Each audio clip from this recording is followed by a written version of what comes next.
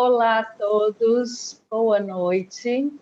Primeiro de tudo, gostaria de agradecer a Soraya e a Érica por estarem aqui. Já fazia tempo que estávamos tentando essa participação de nós três, falarmos um pouquinho de sexualidade. E, enfim, conseguimos. Eu vou deixar todos vocês no mudo. Mas se alguém quiser falar, vocês podem abrir o próprio microfone para poderem falar. É só para não ficar com muito ruído de fundo. Soraya, você começa?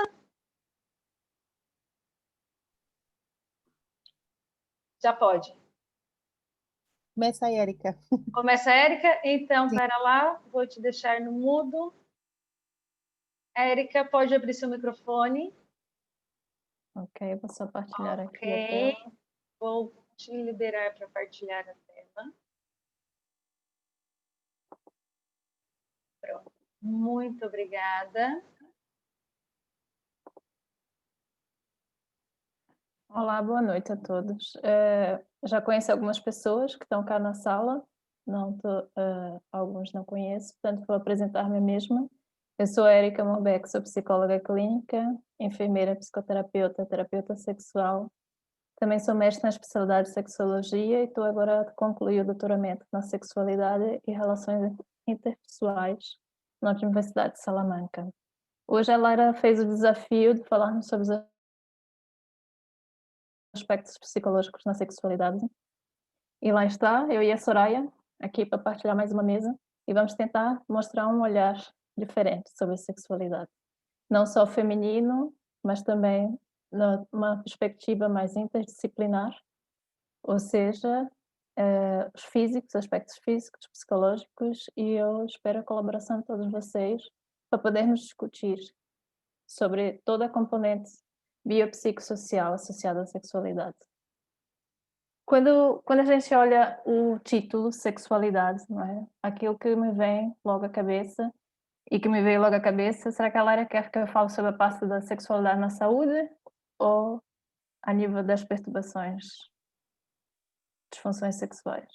Eu quero que você se sinta à vontade para Ok. falar aquilo que você se preparou. Porque eu pensei mais ou menos em por aqui dois contextos, né? A sexualidade, ela é inerente a qualquer pessoa, embora exista aquilo que nós chamamos também dos assexuados. Mas isso eu não vou entrar aqui hoje nessa perspectiva. Eu vou mais tentar pensar no conceito abrangente de sexualidade, tanto na saúde quanto na doença, e que, basicamente, nós falamos numa perspectiva emocional ou psicológica, é na construção da sexualidade e da personalidade de um determinado indivíduo. Ou seja, toda essa construção inicia na sua infância e nas suas experiências com conceitos sociais, conceitos culturais e também os conceitos emocionais, aprendido no seio familiar e na sociedade. Eu gosto de dar o exemplo sobre a normativa, por exemplo. Aquilo que era normativa há um século atrás, já não é normativa hoje. Por exemplo, a questão da sexualidade voltada para a reprodução. Há um século atrás, a sexualidade era vista mais voltada para a reprodução e que depois de Kissen, com a era Kissen, ficou também mais focado, não é mais focado, também foi distribuído e hoje em dia olhamos mais nesse sentido, que é a sexualidade como prazer e como vivência, não só sobre a reprodução. Portanto, aquilo que era norma antes, hoje em dia já mudou esse paradigma. E a sexualidade, a nível de aspectos psicológicos socioculturais, tem essa virtude, de alguma forma, né? À medida que o tempo vai passando, vai havendo um novo olhar e uma nova normalidade sobre a experiência da sexualidade e o construto dessa sexualidade. Essa construção, depois, tem a ver com os aspectos subjetivos. Lá está, falamos sobre as percepções e também com aspectos subjetivos das suas próprias experiências. Por exemplo, aquilo que é satisfatório para uma pessoa pode ser insatisfatório para outra. E como é que nós depois fazemos aqui alguma diferenciação entre a saúde sexualidade como saúde, sexualidade como disfunção sexual ou dificuldades sexuais. Basicamente, falamos do sofrimento subjetivo da pessoa. Quando a pessoa vivencia a sua sexualidade e a sua interpretação sobre a sua sexualidade é saudável, ou seja, é satisfatória, nós classificamos como saudável, mesmo que ela diga, por exemplo, que só tem relações sexuais uma vez por mês e está satisfeita com isso. Portanto, está classificada dentro da sexualidade saudável, porque a satisfação para ela é mais, é o peso, na realidade. Depois, quando a gente fala de sexualidade, falamos do encontro, geralmente entre duas pessoas, e que aí pode haver às vezes algumas colisões. Eu vou voltar ao mesmo exemplo, uma pessoa pode estar satisfeita uma vez por mês, mas o parceiro não está satisfeito. E aí nós encontramos aqui uma colisão, ou seja, há um sofrimento subjetivo dentro daquele casal. E aí estamos a falar mais a nível das dificuldades sexuais. E geralmente este é o nosso foco, mais a nível clínico. A Soraya não sei se concorda comigo ou não, mas geralmente uma pessoa que está satisfeita com a sua sexualidade não nos procura. Geralmente há algum grau de insatisfação. Mesmo aquelas que a gente intervém só a nível da educação sexual, há algum grau de insatisfação nesse sentido pela questão da falta de informação. A informação aí pode acrescentar, às vezes basta informar e acrescentar alguma satisfação. Lara, quer falar alguma coisa? Ligou o microfone. Em relação às pessoas não nos procuram, às vezes, enquanto fisioterapeuta, nos procuram, mesmo estando satisfeitos com a sexualidade, mas procuram por outras questões. Mas sempre acabam, a maioria se interessa em melhorar a sexualidade. Ok. Aqui, esta questão da maioria se interessa em melhorar a sexualidade, eu gosto de tentar analisar sempre se a pessoa tem aquela motivação por ela própria, que ela quer melhorar por causa dela, ou se quer melhorar por causa do parceiro. Acho que isso também é fundamental a gente avaliar quando alguém se dirige ao nosso consultório, nesse sentido. Porque toda a envolvência da sexualidade deve partir de um princípio de satisfação, principalmente para ele próprio, também para o parceiro, mas não pode ser, a sexualidade não pode ser uma condicionante no sentido de que eu faço pelos outros, mas sim eu faço por mim próprio, mas nesse sentido. Portanto, estamos a falar agora da questão da saúde sexual, a pessoa tem um construto a nível da infância, de personalidade, que cria o seu drive sexual. O que é o drive sexual? É aquilo que é normal e normativo para aquela pessoa e para os futuros encontros que aquela pessoa vai ter com outras pessoas e a sua construção de relação. Ok? Depois, a nível das dificuldades sexuais, é quando há o sofrimento subjetivo e quando há uma colisão em algum encontro. E aqui também falamos da própria conjugalidade, ou seja, às vezes há as duas pessoas que estão na relação podem até nem apresentar alguma dificuldade sexual propriamente dito, mas apresentam alguma insatisfação, porque os drives sexuais não se encontram, colidem de alguma forma. E aí também tem um aspecto subjetivo, questão da insatisfação e depois os próprios conflitos a nível da conjugalidade.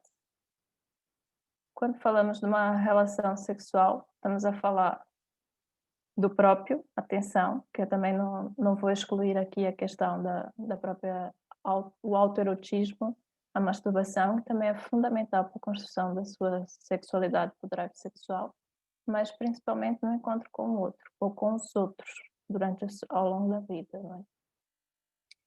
E esse construto, basicamente, faz com que a gente crie aquilo que nós chamamos de crenças sobre determinada coisa, ou até mesmo, e se essas crenças forem construídas de uma forma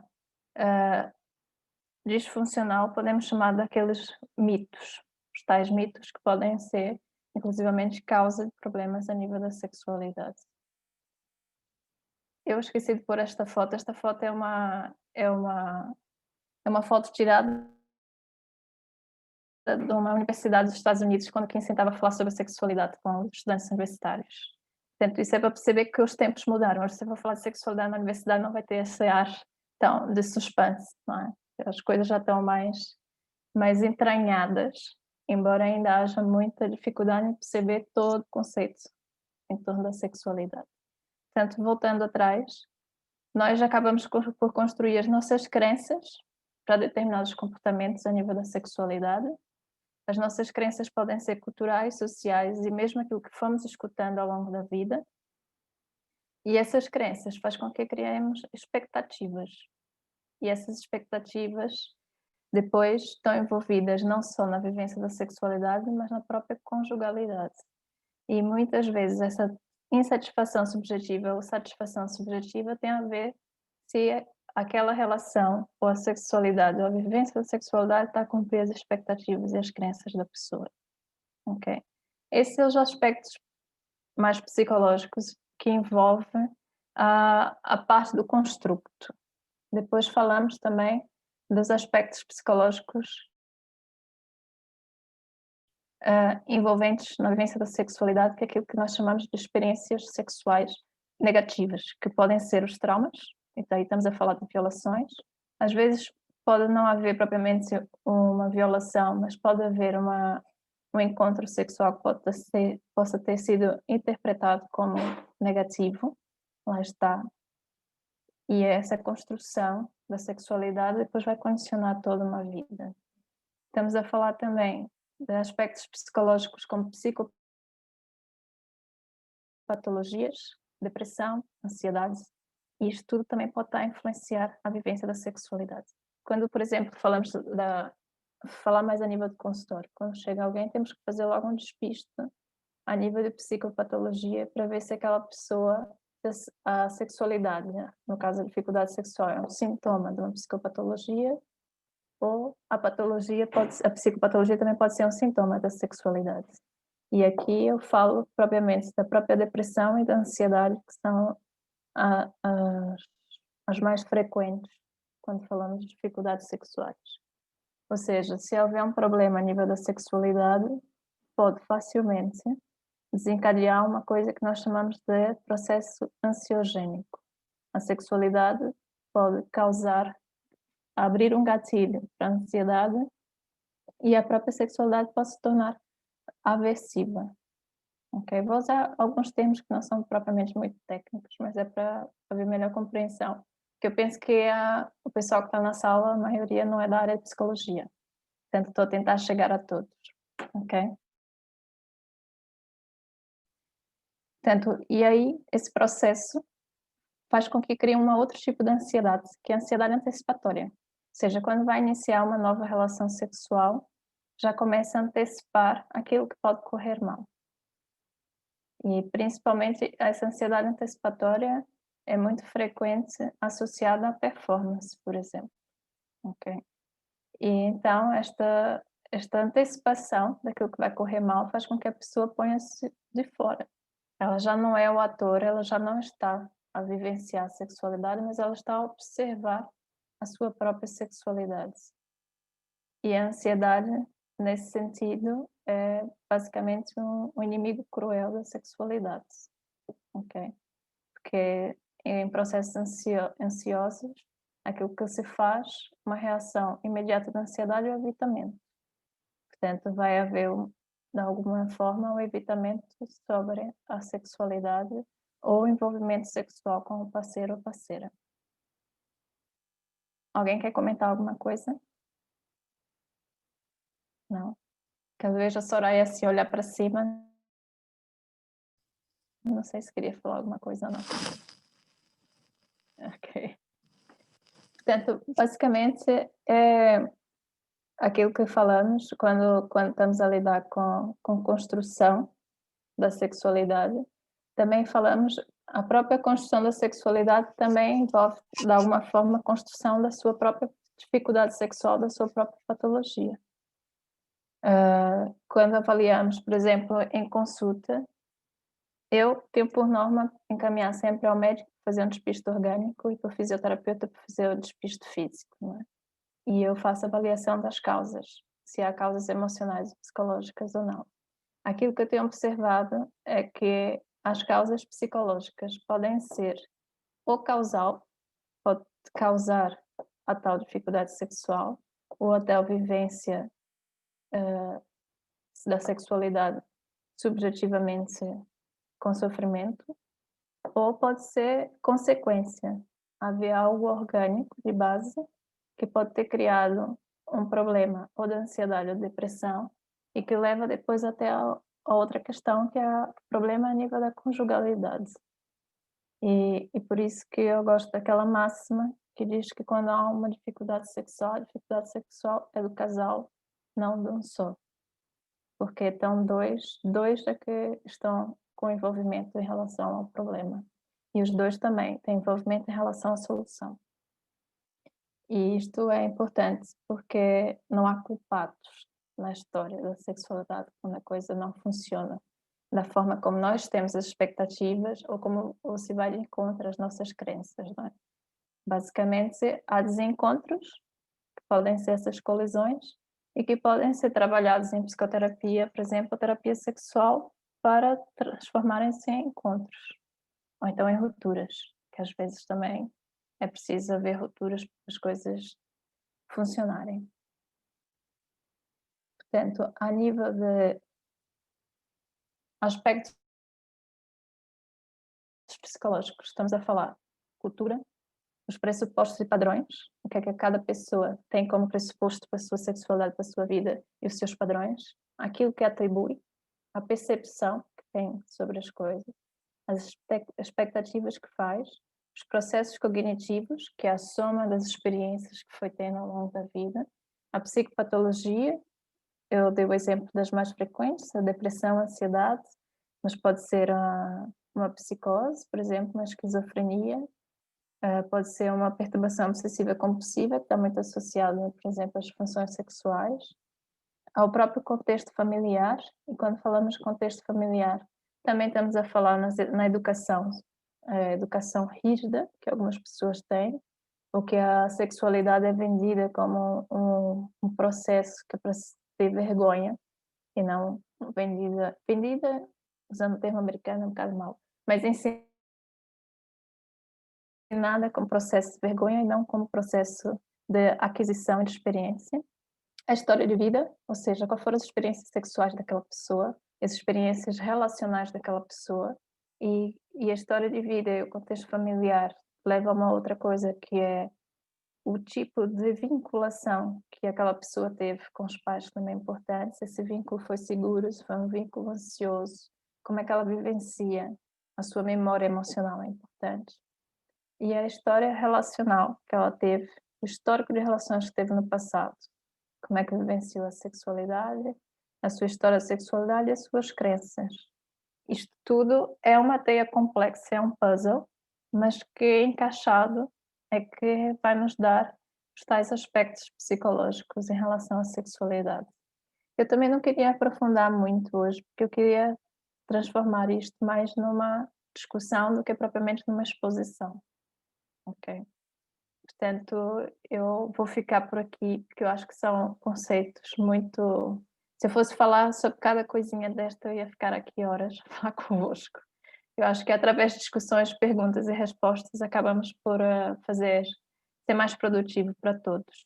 Portanto, eu deixo aqui o aspecto de reflexão. Okay? Obrigada, Érica. Sempre muito bom conversar com você. Todo mundo sabe que sou apaixonada pelo tema sexualidade. Soraya, como é que estamos aí com o Rô? Você quer falar ou que eu faço as minhas perguntas? Se calhar, se quiseres fazer já as perguntas para seguir tudo, para depois as pessoas poderem não se esquecer de algum conceito ou alguma coisa, se calhar era o ideal. Fazemos Não as sei. perguntas com a Érica e depois você fala. Sim, acho que se calhar era melhor. E depois, se houver perguntas em conjunto para as duas, podemos fazer a seguir. Então, tá bem. Eu tenho perguntas e vou tomar a liberdade de começar perguntando. Érica, você quer explicar rapidinho para a gente o que é o termo assexuado e o termo não é uma patologia? O que seria o assexuado? Na realidade, hoje em dia, na sexualidade, não existe nada propriamente errado, a não ser que seja agressivo para o próprio e para o outro, não é? E aí estamos a falar das parafilias. As parafilias agressivas, o exibicionismo, a própria violação e uma série de parafilias associadas. Mas o termo assexuado, existe agora um conceito, que são as pessoas que referem que não têm necessidade ou desejo de ter relações sexuais. E essas pessoas não são consideradas uma aberração. Faz parte do seu drive sexual. O seu drive sexual é não existir desejo, não existir propriamente sexualidade. Ok? Eu geralmente dou um exemplo que há quem não gosta de chocolate. Tem o direito de não comer o chocolate. Seria mais ou menos isso? Sexualidade, nós falamos de poder de decisão e de direitos. Ok? E realmente existem pessoas que não têm vontade. Algumas, e apesar disso, e eu costumo dizer isso nos cursos que eu dou, algumas pessoas têm que ser avaliadas a nível da sexualidade, que pode ter realmente uma causa orgânica hormonal por trás. E não podemos depois negligenciar isso. Fazendo uma avaliação, nós podemos tentar perceber se vale a pena encaminhar para o endocrinologista, por exemplo. Falando nisso, nos exames, geralmente quais são os principais exames que os médicos pedem nos pacientes de sexualidade, nas consultas de sexualidade, tanto para os homens quanto para as mulheres? Vai, tinha que ser o médico a falar, Laira. Eu sei que devia eu ser o posso médico, dizer pela sua que- experiência, quais são Sim. os principais? Quando eu encaminho para ginecologista, geralmente fazem, obviamente, a observação ginecológica, a citologia e uma série de análises, principalmente a nível das hormonas da tireoide, testosterona, geralmente associada à livre e a total, e também a nível das hormonas sexuais. Também algumas pessoas já avançam mais no nível de complexidade para ver a anemia, porque a própria sintoma da anemia também pode estar associada à falta de desejo sexual. Portanto, acabam por avaliar nesse sentido. Nos homens, obviamente, depois vão pesquisar também as hormonas sexuais associadas a outras questões, inclusivamente a próstata, os problemas vasculares. Ok? E é feito uma panóplia de exames mais direcionada à própria sexualidade. Ok? Também depende da patologia e da queixa. Atenção, se é falta de desejo, há uma série de exames associados ao desejo, se é anorgasmia, uma série de exames associados à ausência do orgasmo, e se for uma disfunção eréctil ou ejaculação prematura, também tem outros exames a serem mais específicos. Quando você fala que a sexualidade ela é do casal, mas nós vemos na nossa prática clínica que muitas vezes as pacientes nos procuram quando há o término do relacionamento. Já é no sentido de prever futuras experiências, muitas vezes. Ou seja, geralmente associado a algum sentimento de culpa ou de vergonha, aquilo que se passou. E algumas mulheres também foram levadas mulheres ou homens, né? Foram levadas ao seu limite, no sentido de serem responsabilizados e serem colocados no lugar da pessoa que não é normal. Mais uma vez, essas pessoas absorvem esse conceito e procuram ajuda no sentido de tentar perceber se ela realmente está classificada dentro da anormalidade e aquilo que pode fazer para poder evitar uma futura relação que não dê certo. E só para terminar as minhas questões, como lidar com um paciente que nos procura pela sexualidade, mas que a motivação não é ele próprio, a motivação é o parceiro? É assim, algumas pessoas só percebem que tem um problema quando realmente há o parceiro a se queixar, entre aspas, ok? Portanto, temos que avaliar aqui a questão para ver se essa pressão é só a 100% do parceiro ou se aquela pessoa realmente, subjetivamente, acha que tem um problema. E isso é importante, porque se a pessoa está ali por causa do parceiro, ela vai boicotar o tratamento ou de alguma forma vai ser mais difícil chegar àquela pessoa, pelo menos para trabalhar os aspectos mais psicológicos associados à questão da dificuldade sexual. Portanto, temos que tentar abordar nesse sentido. O tratamento é para aquela pessoa, e agora voltando também um bocadinho atrás à questão que falou, que muitas pessoas procuram quando termina com o parceiro. Algumas delas, não vou ser injusta, algumas delas também, é porque elas perceberam que tem um problema porque chegou ao ponto da ruptura numa relação. Portanto, aí estão disponíveis e estão motivadas para o tratamento. Porque o primeiro passo é admitir que tem um problema, o segundo é procurar ajuda. E o terceiro é realmente estar motivado para o tipo de ajuda que vai ter. Eu disse que eu já ia concluir, só vou falar, mas isso é entender que tem um problema não é admitir uma culpa, né? Exatamente, essa é a questão, que é a culpabilização na sexualidade é um veneno, entre aspas. A culpa e vergonha está muito associada a sintomas de sintomatologia depressiva, né? E uma pessoa viver com este peso da culpa, lá está, se é causa ou efeito a depressão, pode ter como consequência uma própria depressão, né? Bom, se mais alguém quiser fazer pergunta, podem ficar à vontade. Vou abrir aqui para a Luísa. Luísa, você pode pronto. Olá, boa noite. Érica, falou na falta de vontade, na libido associada a patologias. Minha pergunta, não é uma patologia, a menopausa Sim, pode a estar menopausa associada, sim, pode estar associada sem geralmente causas aparentemente sem físicas. causas aparentemente físicas. Atenção que a menopausa por si só já tem uma alteração hormonal, portanto, a partida já vai ter uma causalidade física, mesmo que não seja, digamos assim, um peso maior, ok? Mas o período da menopausa também está associado a uma outra questão, que é a mudança na fase de vida, né? Começa a vir os sentimentos de solidão associado, estamos a falar de aspectos psicológicos, né? Sim, claro. A fazer o balanço da vida, o que é que eu vivi até agora, o que é que valeu a pena, o que é que não valeu.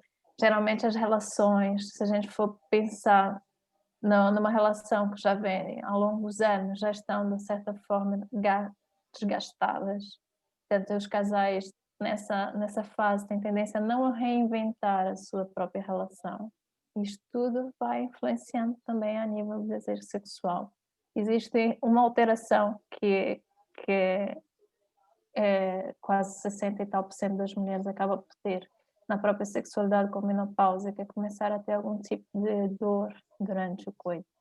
Isto também faz com que o próprio desejo acabe por ser influenciado também nesse sentido.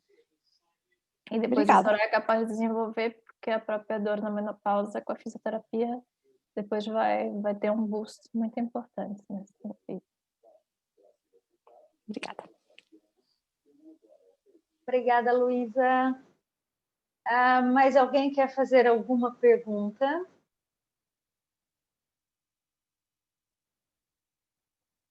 Se quiserem, podem levantar a mãozinha, podem desbloquear o próprio microfone.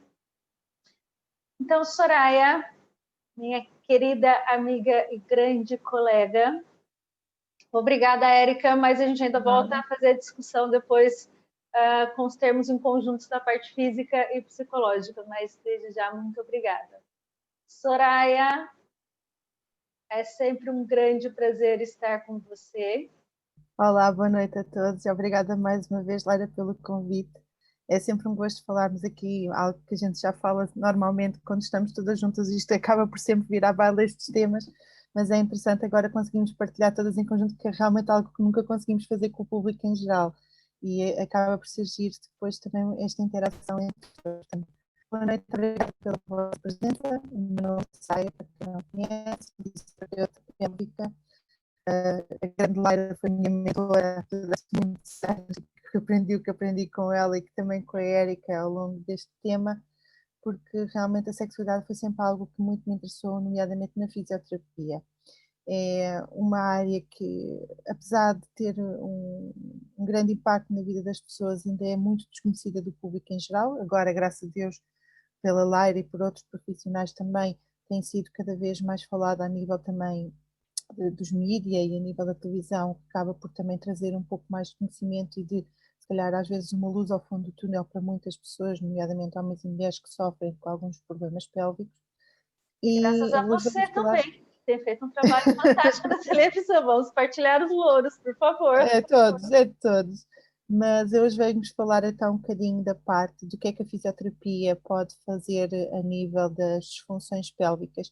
Eu tinha aqui uma pequena apresentação, mas que achei mais pertinente ser a Laira a falar, porque falou depois, a Érica, perdão, a falar, porque falou muito destas questões mais psicológicas, e eu então iria passar então para a parte das disfunções pélvicas e o que é que nós a nível da fisioterapia conseguimos ou não ajudar, sempre em conjunto com uma equipa multidisciplinar, que é isto que eu gosto de deixar sempre em aviso. Um profissional só não consegue tratar da disfunção pélvica e um fisioterapeuta não consegue tratar depois da componente psicossomática que está muitas vezes aliada a estas questões.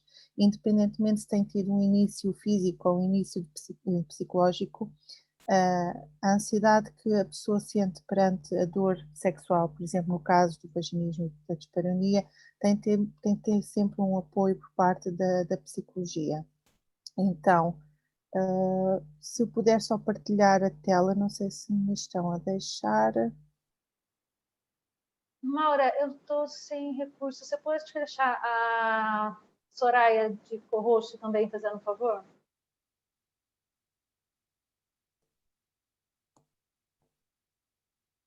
Já pode, Soraya.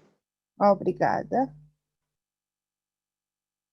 E aqui falando sobre as questões a nível dos aspectos físicos,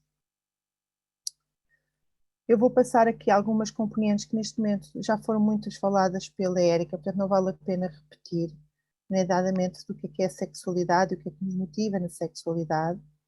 A resposta sexual humana, temos várias fases da resposta sexual humana, e uma das que eu mais gosto de utilizar é a teoria de Basson, porque realmente é o que nos mostra que a sexualidade não é tão linear assim, não é um pico, um platô como nós todos conhecemos, mas é assim muito cíclica, e como disse uma Laira uma vez na aula, e que nunca mais me esqueci, porque utilizo muitas vezes esta temática nas minhas consultas, é, eu posso não apetecer bolo de chocolate, mas se puserem uma fatia de bolo de chocolate à frente, eu até posso comer uma fatia, sabe-me bem, até às vezes vai-me apetecer comer um pouco mais.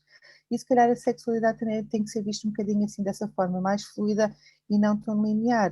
Da mesma forma como nós, por exemplo, conseguimos explicar a uma paciente, tanto pós-menopausa como pós-parto, que apesar da libido não estar presente naquele momento, trabalhando um pouco a intimidade entre o casal e trabalhando esta questão da própria sexologia, do próprio retocar-se, de redescobrir-se, poderemos aos poucos começar a desenvolver esta nova libido, esta nova sexualidade ao longo do tempo.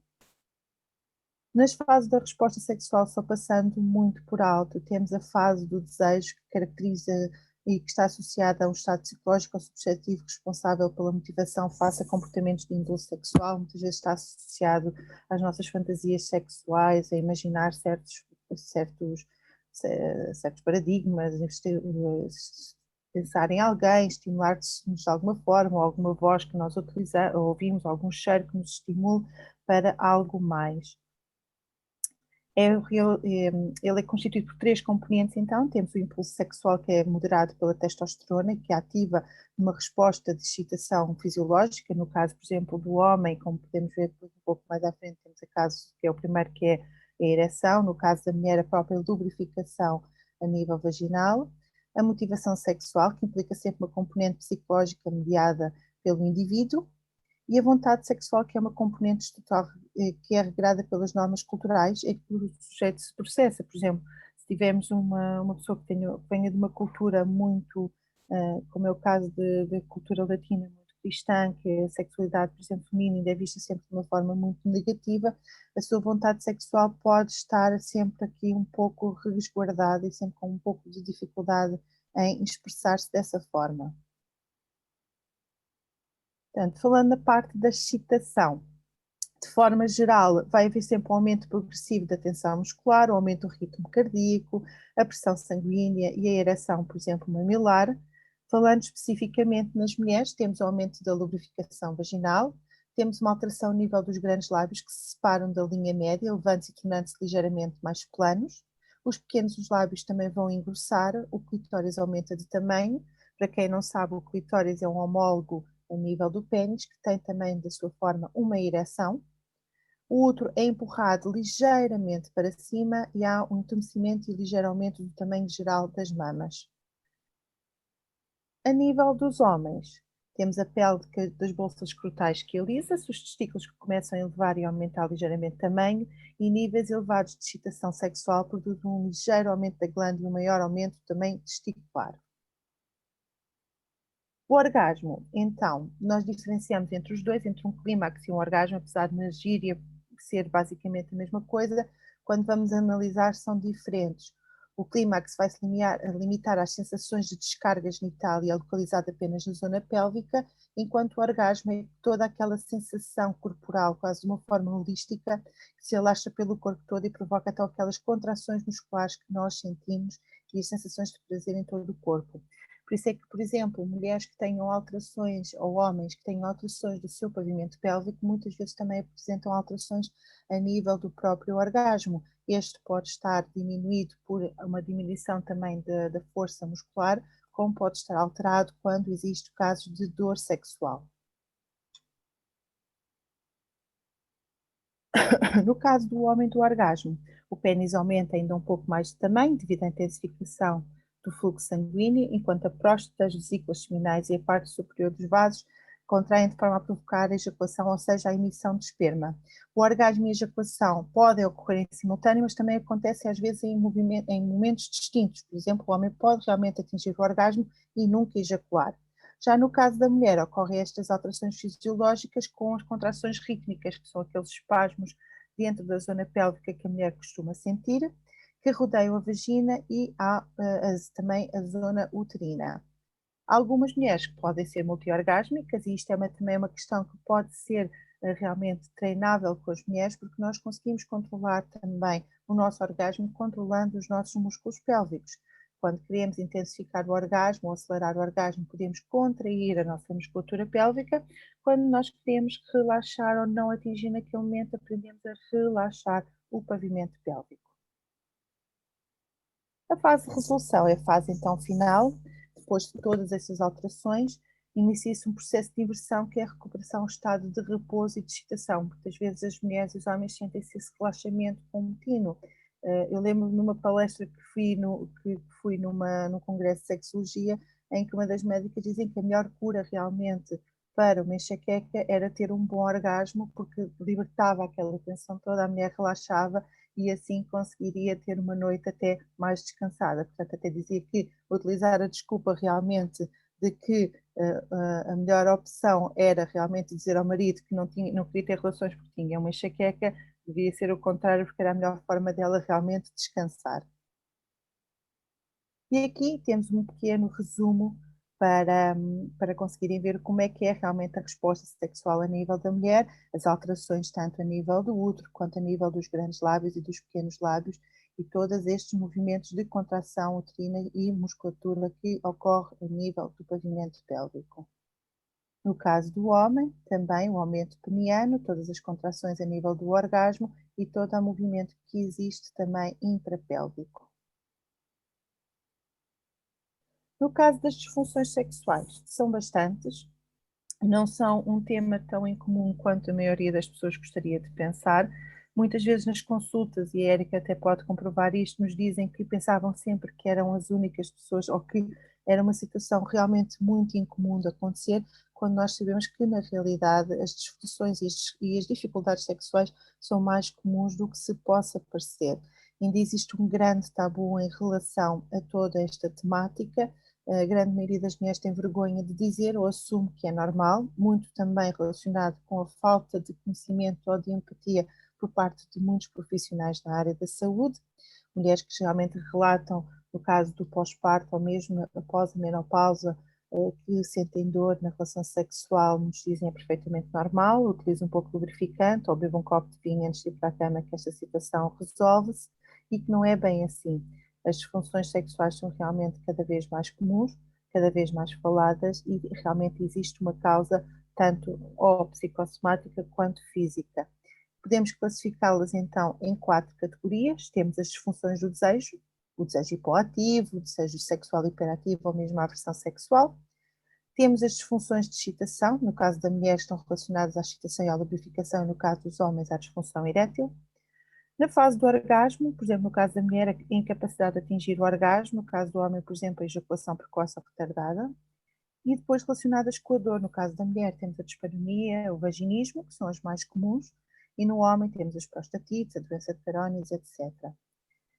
Estas depois podem ser, de acordo também com a sua etiologia, podem ser primárias quando ocorrem desde o início, podem ser secundárias, quando ocorrem após um período de funcionamento sexual normal, ou transitórias ou permanentes, ou mesmo situacionais quando ocorrem especificamente em certas situações. No caso da dispareunia e o vaginismo, a maioria das pessoas ainda não consegue distinguir uma da outra. Quando falamos em dispareunia, ocorre que a mulher consegue ter uma penetração, consegue fazer uma avaliação ginecológica, mas sente dor. No entanto, a penetração é sempre possível. No caso do vaginismo, não. Existe esta contração que impede realmente a penetração ou uma avaliação ginecológica. Muitas vezes pode não estar relacionada com a dor, mas a antecipação da dor ou a antecipação do processo de dor é de tal forma intenso que há um encerramento então desta musculatura pélvica que torna a penetração impossível. Quando falamos, por exemplo, no pós-parto, e é uma das temas que eu agora gosto de falar com mais frequência, porque realmente é uma das que me preocupam e que me procuram a nível clínico com mais frequência. Quando nós ouvimos falar no pós-parto, ouvimos muitas vezes falar na questão de que 6 a 8 semanas após o parto, a mulher está perfeitamente pronta e disponível para iniciar uma vida sexual. E nós sabemos que não é de todo o caso.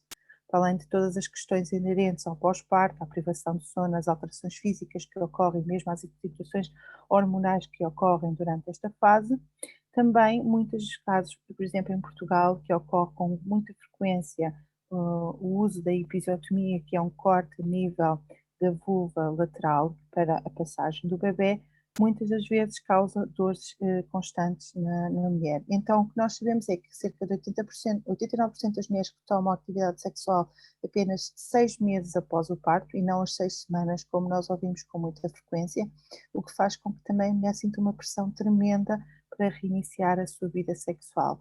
A própria cultura que existe neste momento é uma cultura muito falocêntrica, no sentido de forçar a mulher que 6 ou 8 semanas tem que começar a ter um relacionamento sexual, correndo o risco do companheiro procurar fora de casa. A prevalência da disfunção sexual varia entre 41% a 83% entre 2 a 3 meses após o parto.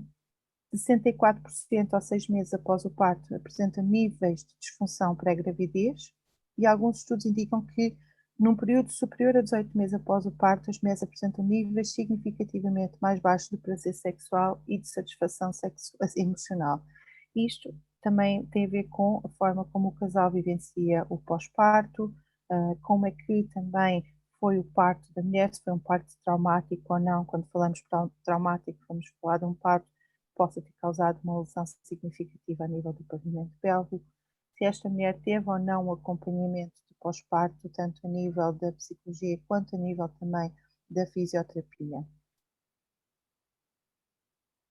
Quando nós falamos a nível também de estatística, nós também gostamos de falar que muitas das coisas que são passadas cá para fora, no sentido de prevenir realmente a lesão pélvica, nós sabemos que à partida não estão corretas. Nós sabemos que mulheres que se foram submetidas a partos vaginais assistidos, que são partos, por exemplo, que têm na sua corporação fórceps ou mesmo ventosas, correm o maior risco de desenvolver dispareunia em comparação com mulheres que tiveram parto vaginal espontâneo. E isto é explicado porque há o maior risco de trauma perineal pela própria intervenção instrumental. A maioria dos médicos, por exemplo, no caso do uso de fórceps, utiliza sempre em conjunto a episiotomia. São muito poucos os médicos neste momento que não fazem episiotomia em conjunto com a utilização dos fórceps, o que vai aumentar o trauma, não só pela própria colocação do fórceps para puxar o bebê, como o próprio corte lateral. Mesmo as cesarianas são consideradas um fator de proteção para o desenvolvimento da dor durante o ato sexual, mas nós sabemos que isso não é correto. e que a grande maioria das mulheres apresenta dor sexual após uma cesariana. E isto é causada por variedíssimas situações, nomeadamente alterações a nível do sistema muscular e a nível do sistema facial, que criam a cicatriz, pode criar aderências, que diminui a capacidade de mobilidade do próprio útero e do próprio canal vaginal a quando da penetração. Nós queremos um canal vaginal que seja perfeitamente flexível e que consiga se manipular juntamente com a própria penetração peniana para que haja estes movimentos de cima a baixo e lateralização. E se tivermos uma cicatriz superior a esta que esteja aderente e que cola os tecidos, cada vez que vai mover-se, vai repuxar todo o tecido, que pode causar então dor, inclusive dor à penetração. Também a episiotomia, nós sabemos que vai criar um maior risco de dor genital, apesar de muitas das vezes nos dizerem sempre que não, que as episiotomias não causam dor, podem causar dor significativamente, e já aconteceu de apanhar na clínica mulheres que já tiveram episiotomias há 10, 15 anos e ainda apresentam dor durante a relação sexual pelas alterações que esta cicatriz tem. Como qualquer cicatriz no nosso corpo, esta tem que ser trabalhada, tem que ser manipulada e isto realmente não é ensinado de forma frequente. As mulheres vão para casa, não vale a pena mexer nada, esteja só atenta a sinais de inflamação, mas não ensinam realmente a mulher a trabalhar a sua cicatriz, o que leva depois a que tenha um prolongamento de uma disfunção sexual muito grande e que tenha às vezes quase uma aversão ou mesmo uma ansiedade inerente a sempre que o companheiro queira ser mais íntimo ou pretenda uma relação sexual com ela. Nos casos de episiotomia em que houve a necessidade de realmente de uma sutura, elas relatam que levam mais tempo a retomar a relação sexual do que as mulheres que tiveram portes vaginais com perineus intactos ou pequenas lacerações. Portanto, tudo isto que é dito no sentido de minimizar, não. A episiotomia não previne, a cesariana não previne e os partos instrumentalizados com sim vão aumentar as taxas de dor genital no pós-parto. No caso da menopausa, como estávamos a falar há pouco, há realmente uma alteração significativa a nível do desejo, por questões hormonais que ocorrem, há uma alteração a nível também da diminuição do estrogênio e da testosterona. No nível do estrogênio, o que vai fazer é que leve a uma atrofia da própria mucosa vaginal e esta torne-se mais frágil e mais tensa, o que leva muitas vezes as mulheres a relatarem que após a menopausa, para além do aumento da secura vaginal, ficam mais tensas e que a própria penetração é extremamente dolorosa. Isto realmente tem solução a nível também não só de terapia hormonal, e isto tem que ser depois avaliado de caso para caso e perceber que tipo de terapia é mais indicada para a mulher, ou se mesmo necessita de terapia hormonal, nem todas as mulheres realmente necessitam de terapia de substituição hormonal, e em conjunto, a nível da fisioterapia, nós conseguimos melhorar a qualidade do tecido e o aumento da flexibilidade também da mucosa e do tecido muscular vaginal. No caso das disfunções sexuais masculinas, esta é muito frequente. A nível de Portugal, temos uma média de 30% dos homens com menos de 60 anos e estamos agora também a entrar em novembro, portanto vamos começar com as campanhas do Movember de forma a estimular os homens a fazer os seus exames anuais a nível da próstata e se perceber se existe alguma alteração significativa também a nível testicular. Há muitos vídeos neste momento online que mostram realmente como fazer a sua autoexaminação em casa e era importante a partir dos 60 anos, dos 50, 60 anos, os homens começarem a ter um pouco mais de cuidado sobre as suas questões pélvicas. A grande maioria realmente tem muita vergonha de fazer os exames, o que leva a que depois muitas situações que sejam descobertas já estejam num limiar mais avançado a nível oncológico. Quando falamos da disfunção erétil, esta é muito frequente e afeta cerca de 15% dos homens neste momento em Portugal. E muitas vezes está relacionada também após cirurgias à próstata. A reabilitação pélvica deveria ter sido feita logo inicialmente pré-operatório, de forma realmente a ensinar como fazer as contrações pélvicas, os cuidados a ter e mesmo de forma também a minimizar a incontinência no pós-operatório, mas não ocorre. A grande maioria dos homens, quando chega à fisioterapia, já passaram cerca de 9 meses a 1 ano de pós-operatório, o que dificulta a sua recuperação. uma cirurgia prostática, na grande maioria das vezes, a forma como é efetuada pode causar alguma lesão neurológica, e nós sabemos que, em questões neurológicas, quanto mais cedo começarmos a reabilitação, quanto mais cedo começarmos a utilizar a capacidade do cérebro de se manipular e de manobrar para criar novas conexões, mais rapidamente estas pessoas recuperam, e diminui também não só a incontinência urinária, como também a disfunção erétil. No caso das disfunções ejaculatórias, esta pode ser, por exemplo, uma ejaculação retardada ou mesmo uma aceleração ao nível da ejaculação. É mais frequente realmente a prematura, que afeta cerca de 1/3 dos homens portugueses em qualquer idade. Pode ter uma componente física, como pode ser apenas uma componente emocional. E aí é importante então este conceito que nós costumamos falar sempre de equipa multidisciplinar. Mais uma vez, um só profissional não consegue dar vazão ou recuperar realmente o paciente dessa forma. E deixo aqui um bocadinho por alto, de forma a que agora conseguimos abrir a mesa para termos aqui a abertura das perguntas. Soraya, muito obrigada. Foi fantástica a aula. E vou tomar a liberdade, assim como fiz com a Érica, de começar a ser eu a fazer as perguntas. Pegando o gancho do fim da conversa da Érica, acho que podemos começar com a menopausa. Uhum. E você tem um trabalho muito interessante, que é a tecarterapia, que pode ser aplicado nas mulheres com menopausa. Certo. Como é que funciona? Faz as indicações e... No caso da tecarterapia, o que nós... Oh, pronto, acordou. Olá! No caso da tecarterapia, vai ter uma influência positiva a nível do aumento da lubrificação, porque vamos estimular a lubrificação pelas glândulas do Bartolini. O que ela vai fazer, e é quase como uma recuperação também, um rejuvenescimento a nível do tecido vulvar, o que permite uma maior estabilidade do tecido. Há outras técnicas que também estão a ser utilizadas a nível da menopausa, como por exemplo o laser, mas a nível de resultados o laser ainda é um pouco dúbio. Não há ainda muitos estudos que mostrem que a longo prazo tem uma influência positiva.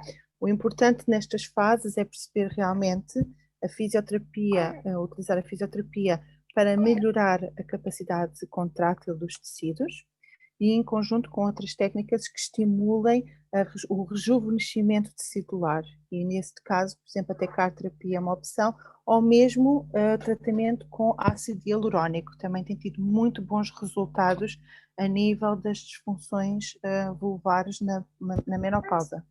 Para quem ainda não está familiarizado com o termo, a tecarterapia seria a radiofrequência. Sim, é mais comumente conhecida em Portugal como radiofrequência. Só que o termo radiofrequência em Portugal ainda é muito visto pela questão estética. Então nós temos tentado utilizar o termo mais abrangente, para diferenciar um pouco a estética da componente mais física.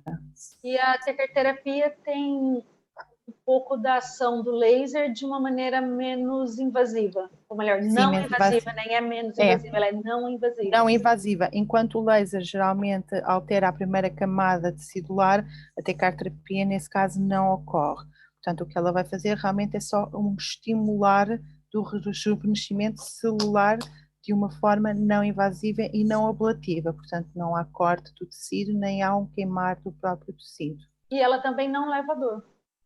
É uma técnica que não dói. Não, é indolor. O máximo que a paciente sente é como se fosse um ligeiro calor. É basicamente isso. A nível vulvar, nós não podemos ter grandes intensidades como utilizaríamos, por exemplo, para tratar um joelho ou para tratar outras componentes musculoesqueléticas, pelo risco de ocorrer uma lesão tecidular. Você está falando sempre a nível vulvar. Você só aplica aqui na vulva, do lado externo, ou você também faz no canal vaginal?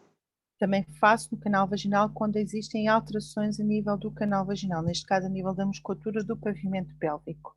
E aí nós conseguimos melhorar um pouco a troficidade dos tecidos. Era isso que aquela paciente que mesmo não está só com alteração na vulva, mas tem aqui o canal vaginal com a atresia que a menopausa pode causar, ela também pode se beneficiar da terapia. Sim, sim, sim, sim. Desde que não apresente nenhuma componente oncológica, que não apresente nenhuma doença sexualmente transmissível ou alguma infecção vaginal, pode perfeitamente fazer o tratamento de uma forma inócua. Não existem contraindicações, como o caso, por exemplo, de pacientes cardíacas. A única alteração que nós não costumamos fazer é realmente com pacientes diabéticas, pela alteração sensitiva que possam ter. Mas fora isso, é uma técnica que pode ser utilizada sem problema nenhum e ajuda. Se vai ser a cura? Não, eu digo sempre que não é. É uma componente que facilita a recuperação. Tem que ser um conjunto de várias técnicas e, nomeadamente, também um trabalho em conjunto com o ginecologista para perceber a nível hormonal se esta paciente também precisa de algum suporte nesse sentido ou não. Você começou dizendo que as alterações na pelve levam a alterações do orgasmo. Sim. E é interessante também dizer que as alterações positivas na pelve levam a alterações positivas no orgasmo, sim. Então é isso que nós tentamos levar. É, porque quanto mais nós temos a capacidade de controlar os nossos músculos pélvicos, maior vai ser as nossas intensidades também a nível do orgasmo. Se temos um músculo muito fraquinho, é como se tivéssemos assim um fogo de artifício com um pavio muito pequenino, faz um puff, está lá, mas é como se não tivesse. Quando nós temos um músculo bastante forte, bastante flexível, vamos ter aquela intensidade grande do orgasmo, aquela explosão pelo corpo inteiro, que vai manter realmente essas contrações por muito mais tempo e que são mais intensas, que leva a que seja ainda mais prazeroso. Por isso é que após cirurgias pélvicas, após dar à luz por partes vaginais, ocorre com alguma frequência essa alteração a nível da intensidade do orgasmo, porque o músculo pode ter, de alguma forma, ficado mais estirado ou de ter diminuído a sua capacidade contrátil. Dentro das respostas na sexualidade, nós dividimos em desejo, excitação e orgasmo, depois a parte da resolução. Então, já vimos que a fisioterapia melhora o orgasmo. Qual seria a atuação da fisioterapia na fase da excitação, no homem e na mulher? Na fase de excitação... Melhora a lubrificação? Melhora a lubrificação, sim, sim, sim. E no homem nós melhoramos a ereção? Sim, melhoramos a ereção, nos homens melhoramos a ereção. Acho que no caso da mulher vai ser um pouco este conhecimento que ela vai ter do próprio corpo, também vai melhorar a capacidade de excitação. Podemos trabalhar também um pouco a nível, se, por exemplo, se a mulher apresentar Bartolinites com frequência, que é uma inflamação a nível das glândulas Bartolini, geralmente a sensação que lhes dá quando tocam é de um pequeno feijãozinho mesmo ali ao lado da entrada vaginal, que causa depois pontos de tensão e pontos de dor. E no caso da fisioterapia nós conseguimos melhorar essa capacidade a nível das glândulas e melhorar também essa capacidade de aumentar a lubrificação.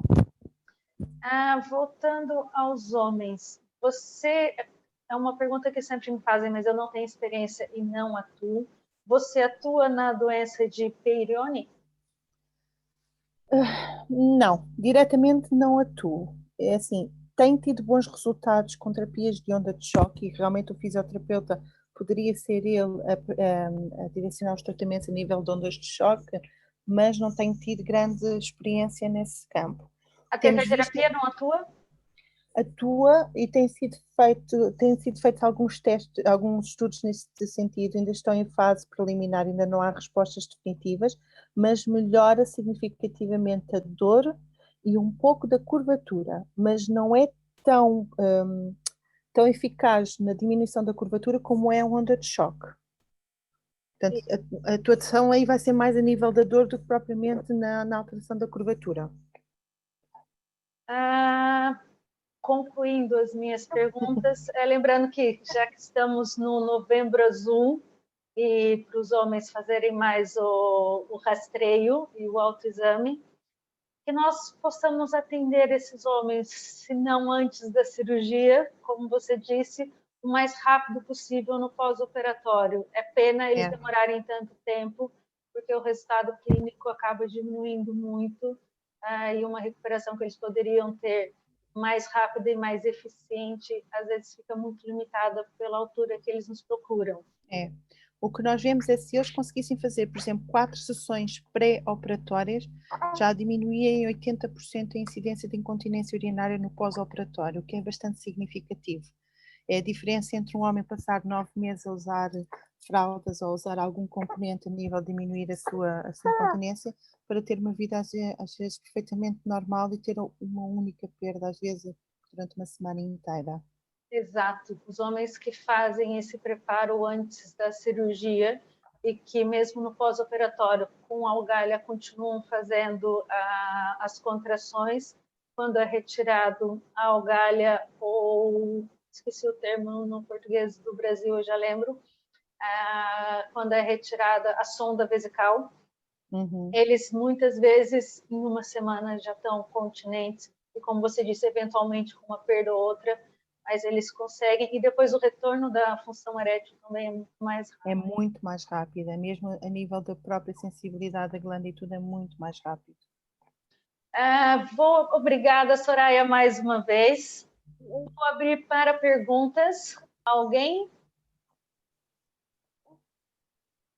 Se alguém quiser perguntar, pode abrir o próprio microfone. Érica?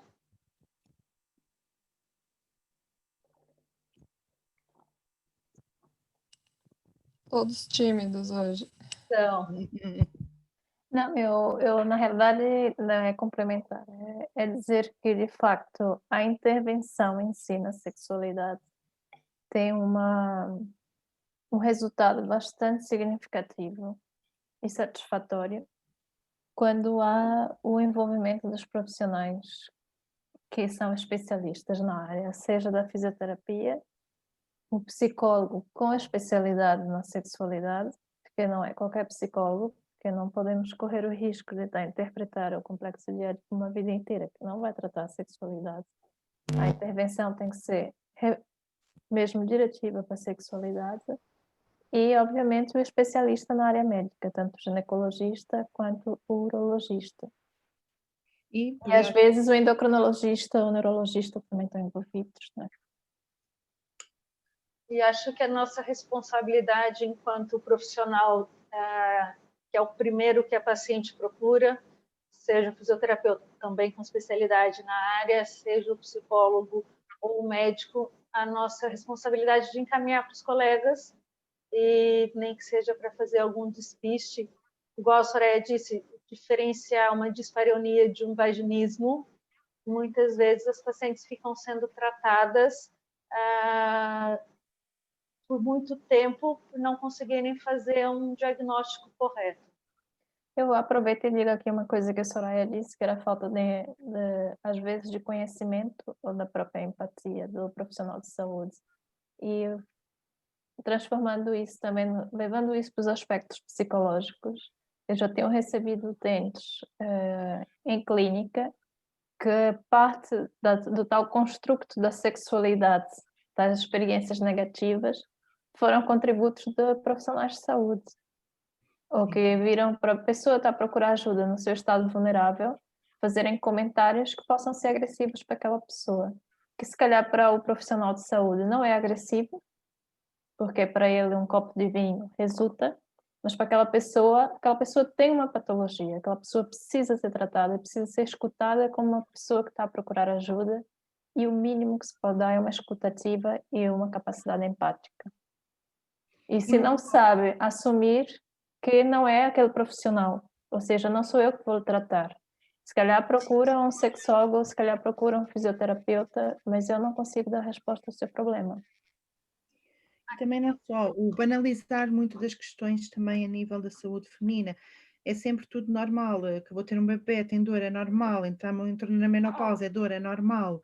Em vez de se tentar arranjar uma solução para melhorar a qualidade de vida, independentemente se seja uma situação comum, é muitas vezes passada de aguente. Ou como conhecemos, infelizmente, que a partir dos 50 anos a mulher ter uma vida sexual ativa é quase vista como o maior tabu que existe. E então, com 50 anos, já não precisa ter uma vida sexual ativa, que eu acho isso o maior Fala absurdo. isso que você está acabando, você só tem mais 10 anos. Vocês estão a Por favor, não me brincar, mas assustem.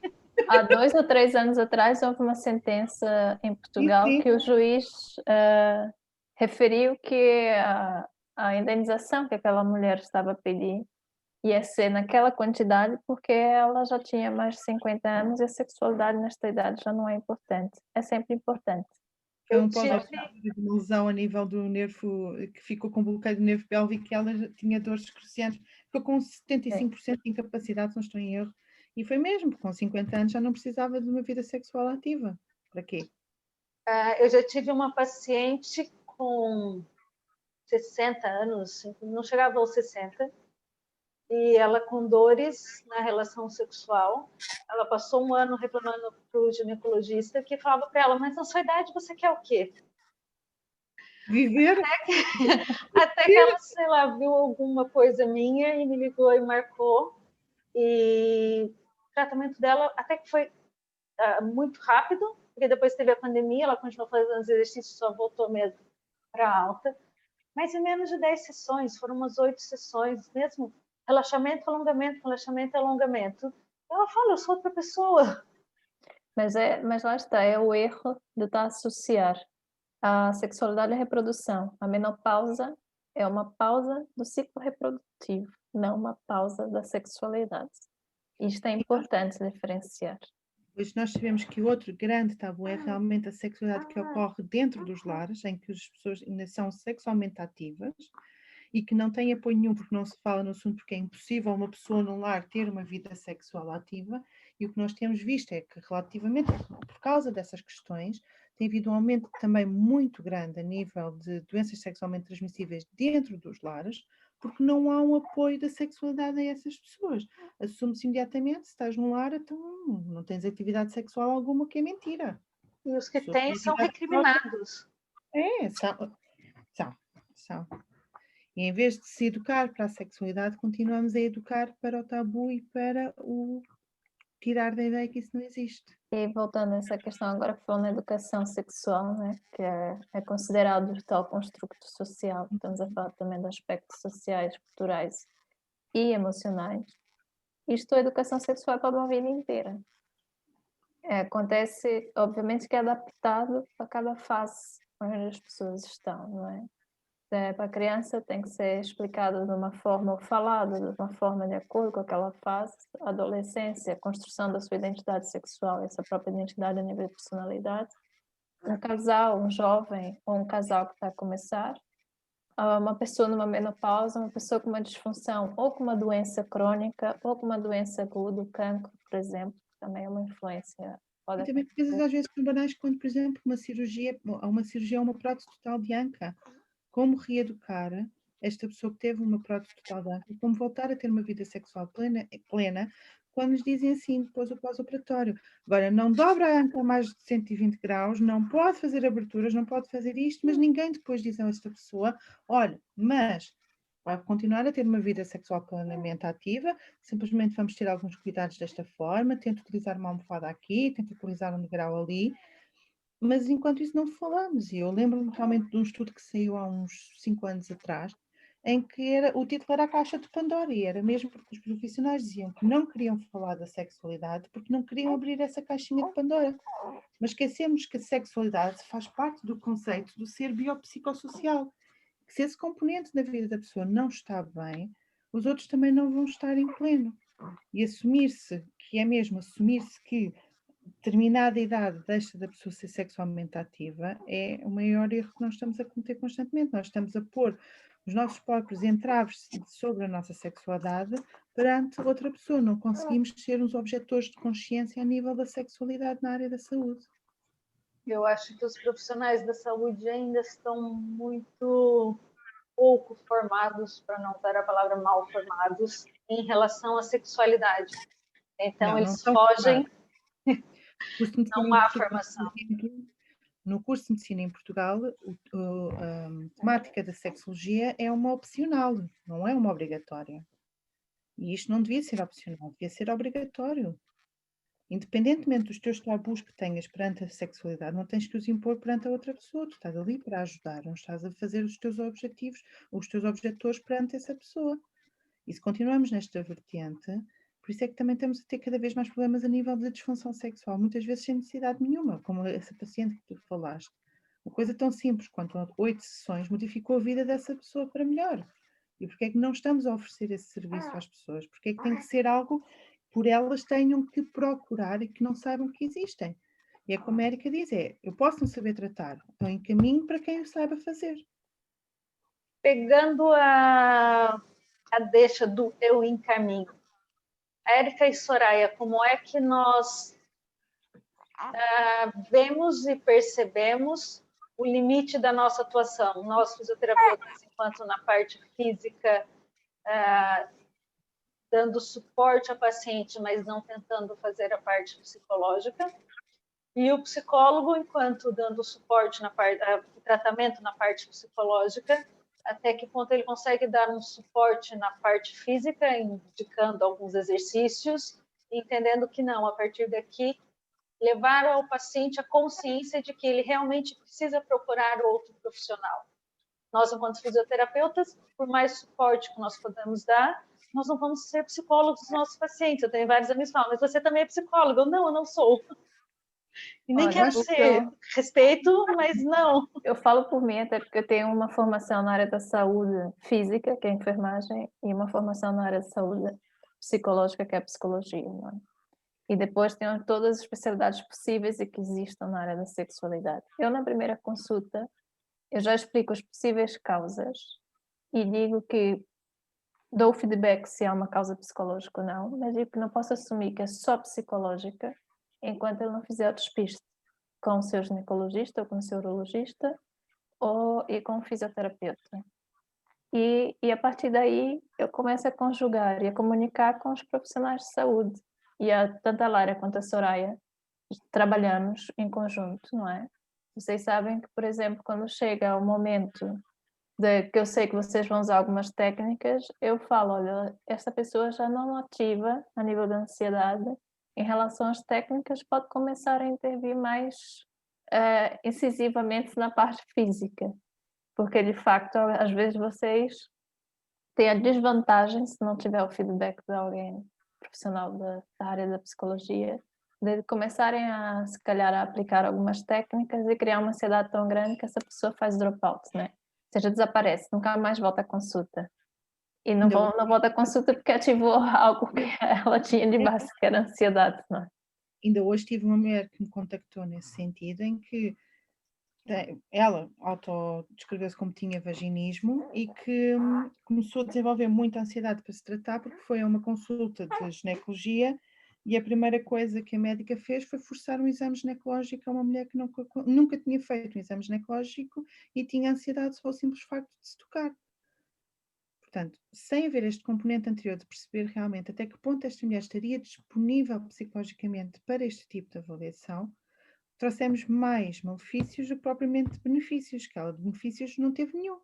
Ficou tão traumatizada que já vai há quase 2 anos para conseguir pedir ajuda para tratar o seu próprio vaginismo. Por isso é que é tão importante esta componente.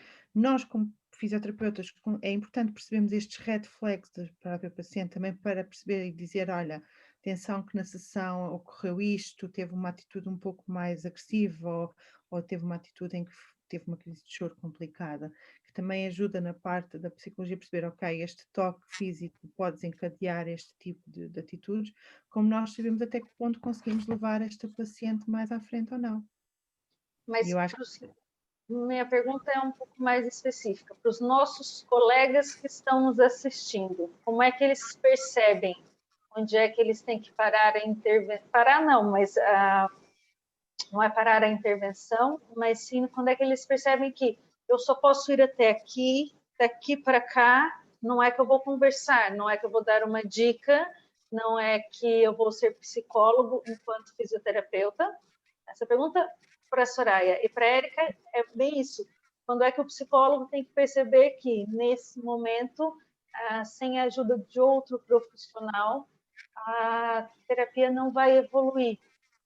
Porque eu vejo muitas vezes colegas fisioterapeutas ou de outras profissões falando, mas ele não tem acesso a esse profissional, eu estou aqui tentando ajudar, então eu estou aqui dando uma dica, eu estou aqui... Até que ponto essa ajuda está sendo benéfica e até que ponto essa ajuda está mais atrapalhando o paciente porque está privando de receber o tratamento mais adequado? Eu posso começar. No caso da fisioterapia, nós não sabemos de onde vem esta disfunção sexual. Nós podemos avaliar e temos a parte física e podemos dar resposta na parte física, mas eu não sei o estado mental que levou a esta questão. E muitas vezes acontece que possam ser traumas sexuais que estão bloqueados a nível da pessoa que não se recorda, e eu estar a desbloquear a nível da parte física vai desbloquear essa parte mental. Portanto, eu nunca vou poder fazer esse trabalho sem ter um conjunto sempre com o psicólogo. Às vezes até basta ir a uma consulta e a pessoa perceber, olha, a nível psicológico está tudo ok, não há problema, só um bocadinho de ansiedade, mas não há nada. E nós aí estamos mais à vontade para trabalhar, mas nós nunca podemos aferir que o que nós avaliamos é único e exclusivamente físico, por muito só físico que possa aparecer.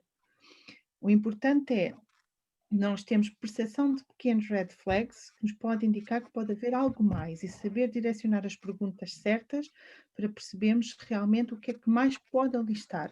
Mas nós nunca vamos poder fazer o trabalho da psicoterapia, nem trabalhar ansiedades, nem trabalhar traumas, nem trabalhar nada disso.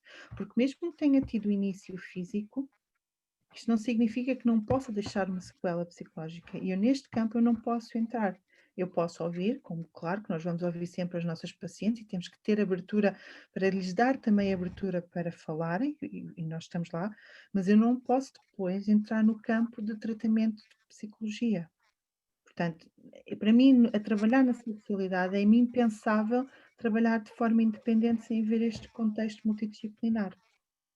Mesmo como a Érica diz, mesmo a nível da medicina. Porque até me pode aparecer aqui uma paciente que me apresenta uma disfunção pélvica, mas que pode ter tido início de uma alteração hormonal e eu não sei.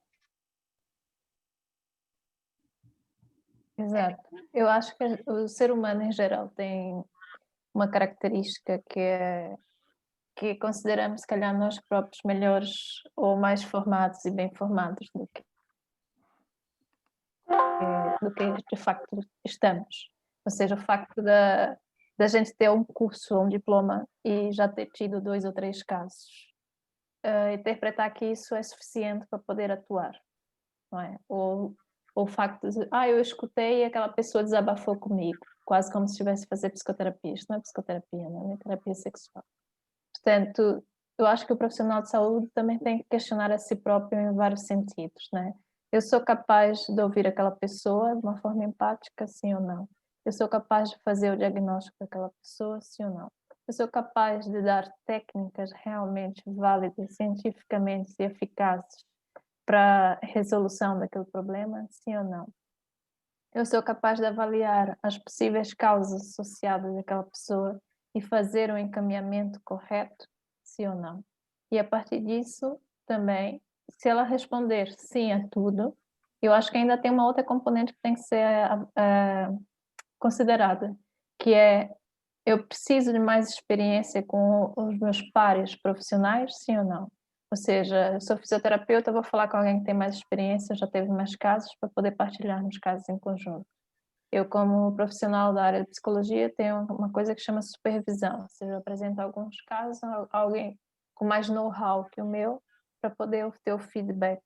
Portanto, nós temos que ter um trabalho de fundo nesse sentido, são discussões de casos ou apresentações de casos clínicos, ou o que seja, mas que é necessário haver uma autorreflexão minha com uma reflexão de um par profissional meu, seja ele da mesma área ou interdisciplinar.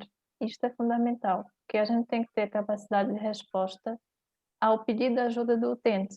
Nós não temos que responder ao nosso ego ou à nossa capacidade, aquilo que nós achamos de nós próprios, não é? E há momentos, por exemplo, que se eu tenho casos de sexualidade com psicose, eu encaminho para outros profissionais, porque eu não sou o tipo de pessoa que vou tratar bem uma psicose. Portanto, eu encaminho, aí a sexualidade é um sintoma da psicose, e eu encaminho para um profissional que eu sei que está mais bem formado nesse sentido. Portanto, nós temos também que assumir até onde vai a nossa formação, e até no que é que nós somos realmente bons e que podemos dar resposta àquilo, não é? Eu acho que isto é uma reflexão pessoal, não só de profissional. Acho que isso tem a ver o lado humano com o lado também de formação. Obrigada, acho que isso resumiu bem aquilo que eu queria. O nosso limite, enquanto profissional, não limita o profissional que nós somos. São duas diferenças que às vezes a gente acha Muito pelo contrário, nós estamos a ser um excelente profissional subindo até onde é que nós podemos ir.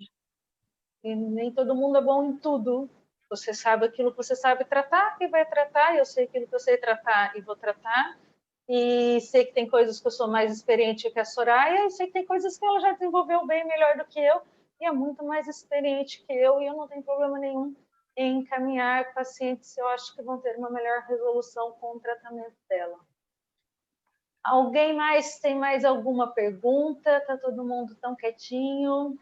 Quero pegar um gancho aqui ainda com a Érica, né? Não sei se todos estão sabendo, mas no próximo domingo vai acontecer a segunda turma do RPS, que é um curso de reabilitação perinatal na sexualidade, vai ser ministrado pela Érica. E eu queria já, Érica, aproveitar para você dizer um pouco mais o que o aluno aqui já se inscreveu, ou quais seriam os benefícios que o teu curso, né, promove para quem vai participar. Alguns, pelo menos.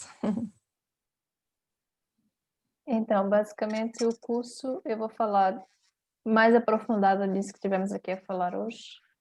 E principalmente a tentar fazer as tais reflexões, dar uma formação profissional, é para profissionais de fisioterapia, já agora volto a dar uma formação mais abrangente, tanto para os aspectos psicológicos, tanto para a própria, o que é a sexualidade em si, e os olhares que temos que ter sobre a sexualidade, como encaminhar, e a importância do tratamento interdisciplinar. Eu não vou falar nada de técnicas de fisioterapia, lá está, não é a minha área.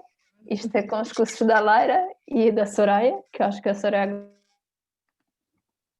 agora também dá curso, não sei se estou enganada ou não, mas é com ela. Eu vou falar da sexualidade. Estamos ansiosos à espera. É mais nesse sentido e é uma introdução, basicamente. Não é propriamente um aprofundamento, é uma introdução, mas se um profissional da área pélvica quer trabalhar sobre as funções sexuais, acho que é necessário fazer um curso onde realmente consiga perceber o que é sexualidade no seu todo. Eu puder dar a própria sexualidade, que é uma das formas que eu lembro-me quando eu fiz o curso contigo, para perceber até que ponto os meus tabus também influenciavam a forma como eu tratava o próprio paciente.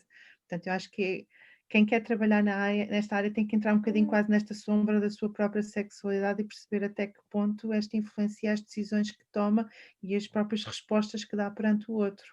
Uhum. Se eu puder falar por que eu desafiei a Érica a dar o reabilitação perineal na sexualidade, é para que os outros fisioterapeutas possam ter a mesma experiência que eu tenho, e a grande parte do que eu sei na sexualidade, do que eu consigo fazer, foi aprendendo muito e trabalhando com a Érica. Porque nós, enquanto fisioterapeutas, ficamos muito limitados ao corpo, e o corpo é o mesmo sempre. Então, se nós não soubermos o que está por trás, é esse background que ela nos traz, que a gente não consegue ver no nosso paciente. Então, foi isso que me ensinou a trabalhar na sexualidade. Porque você não olha para a vagina de uma mulher e fala, você tem dor. Você não olha para uma vulva e fala, você está com desejo diminuído. Então, o físico é sempre o mesmo. Óbvio que a nossa avaliação, a nossa palpação, tudo isso nos dá algumas coisas, mas saber o que está por trás da sexualidade e entender toda a parte psicológica, que, na minha opinião, a sexualidade ela é dividida nos aspectos físicos, psicológicos e orgânicos. Para mim, a parte psicológica é a parte mais importante da sexualidade. É muito difícil nós trabalharmos na sexualidade sem termos essa base, e o curso da Érica está fantástico em relação a isso. Mais alguém quer falar mais alguma coisa?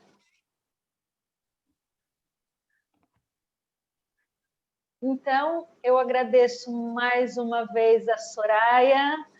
Quero conhecer o Rô. Temos que marcar isso. Érica! Pronto. Não gosto de aparecer. Aí também. Não gosto de aparecer. Ele quer conversar também. Érica, mais uma vez, muito obrigada. Quando tudo isso parar, nós vamos aceitar o convite que você fez a mim e a Soraya. Vamos aí a Madeiras fazer uma visita. Quem sabe no verão a gente já pode viajar. Deus te ouça. Mas estou com saudade de vocês todas, que mesmo a Soraya, eu acho que eu vi mais rápido a Érica do que a Soraya. Pois foi. Eu estive lá. A todos os outros, um beijo grande. Obrigada por estarem aqui. E vamos nos falando. Para quem chegou, que muitos chegaram mais tarde, a conversa semana que vem está no canal do YouTube e vocês conseguem ver a conversa toda gravada. Beijo para vocês, boa noite. Deus, boa noite e mais uma vez obrigada. Boa noite. Obrigada a vocês.